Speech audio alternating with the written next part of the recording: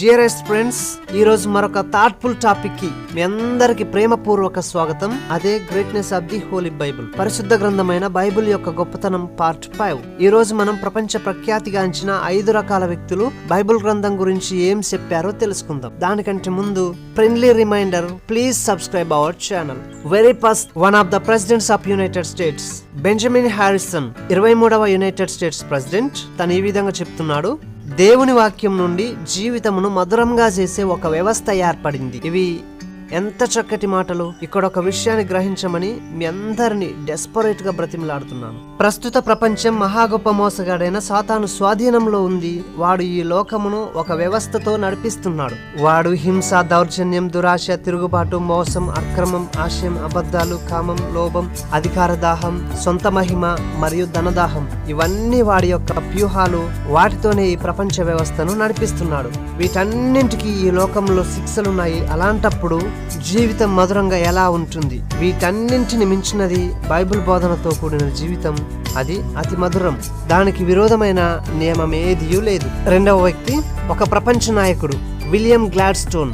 నా కాలంలో నాకు తెలిసిన ప్రపంచంలోని 95 మంది గొప్ప వ్యక్తులలో 87 మంది బైబిల్ను అనుసరించేవారు. విలియం గ్లాడ్స్టోన్ యునైటెడ్ స్టేట్స్ కి 4 times ప్రైమ్ మినిస్టర్ గా పనిచేశాడు. 19వ శతాబ్దంలో ఈయన ఒక గొప్ప ప్రపంచ నాయకుడు.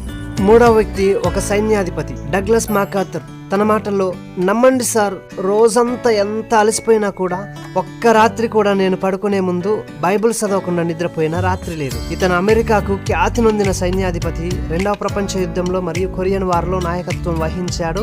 అంత భీకర యుద్ధం చేసే రాత్రులలో కూడా బైబిల్ను చదివేవాడంటే మీరే అర్థం చేసుకోండి. మిమ్మల్ని మీరే నిజాయితీగా ప్రశ్నించుకోండి, మీరు బైబిల్ను చదవడంలో ఎంత నిబద్ధత కలిగి ఉన్నారు. 4వ వ్యక్తి ఒక న్యాయవాది, డానియల్ వెబ్స్టర్. తన మాటల్లో, నేను పాత నిబంధన మరియు కొత్త నిబంధన లేఖనాలను దేవుని చిత్తము మరియు దేవుని వాక్యంగా నమ్ముతున్నాను. డానియల్ వెబ్స్టర్ ఒక ప్రముఖ న్యాయవాది, రాజనీతివేత్త మరియు ప్రసంగికుడు. Okay, last but not a least, 5వ వ్యక్తి ఒక విద్యావేత్త, తిమోథీ డ్వైట్. తన మాటల్లో, కారాగారం లాంటి ఈ ప్రపంచంలో దేని ద్వారానైతే మనం నిత్యత్వంను చూస్తామో ఆ కిటికీ బైబుల్. ఎంత సత్యంతో ఈ మాటలు ఇమిడి ఉన్నాయి. Dearest friends, man is eternal being. మనిషి నిత్యత్వం గలవాడు. మనిషి ఆత్మ నిత్యం జీవించేది. మనిషికి 2 గమ్యస్థానాలు మాత్రమే ఉన్నాయి. ఒకటి దేవుడు నివసించే స్థలం, అది అత్యంత ఆనందభరితమైన మహిమాన్వితమైన భవిష్యత్. 2 మహా గొప్ప మోసగాడైన సాతాను నివసించే స్థలం, అదే నిత్య నాశనం, గంధకములతో మండే నిత్య నరకం. Dear friends, decide your selves today itself. Thank you so much. God bless you all. Forget not to subscribe.